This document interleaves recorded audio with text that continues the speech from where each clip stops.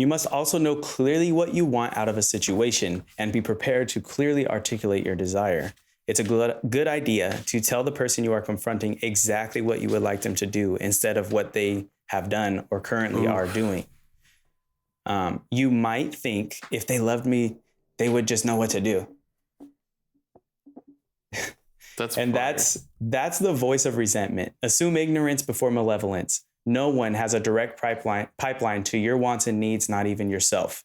If you try to determine exactly what you want, you might find that it is more difficult than you think. The person oppressing you is likely no wiser than you, especially about you. Tell them directly what would be preferable instead after you sorted it out. Make your request as small and as reasonable as possible, but ensure that its fulfillment would satisfy you. In that manner, you come to the discussion with a solution instead of a problem. And I mean, how many of us here have been in a conversation with a woman in a relationship where it's like, well, this is what you've been doing from either side. Well, this is what you've been doing and I don't like it. Okay, well, how can it be improved? Right? Yeah. Or something's wrong. Well, what is it? Something that's helped me on that, just that specific unknowingness of a problem existing in a relationship is if you can't be specific and point out this is what you did and this is why I don't like it, right? There's no conversation. Right. Because at the end of the day, one of us is going to shoot ourselves in the foot by assuming I don't like how you're acting. Oh, babe, you're right. Yeah, I did this. Wait, I'm not talking about that. Right. But now that you brought it up. Now that you brought it up. I don't like that either. That. And it's like, damn. So it's if you can be specific and I'm not denying a conversation, but if you can't be specific, then take a minute. Be alone for a little bit. Think about what you need to say. Think about what problem I have or what problem I'll have with you.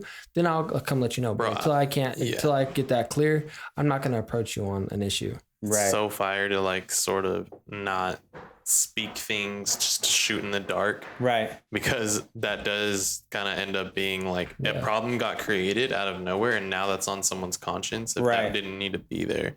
And I think there's so much power of just being precise in what the fuck you're talking about. Right. So when people, especially when people come to me and say I'm having anxiety, I'm feeling this way. I'm the first thing I ask now is can you pinpoint it? Right. Do you know exactly where it's coming from? Yeah. Start there. Definitely. I think if we think about it, it kind of comes to decision making, right? It's in the short term, it's easier to say something's wrong than to be this is what's wrong. This is how it could be corrected. Right. It's easier to do that in the short term, right? In the long term, it's a lot harder, right? Because it's well, this is what's wrong. Okay, well, I could do this to kind of help situate that. I can do this, I can do that.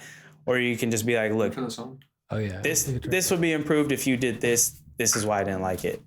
It's easier. It's going to be better in the long run to make that decision. Mm-hmm. It's going to be hard at first, but it'll be a lot better to collaborate on that in a situation with a relationship.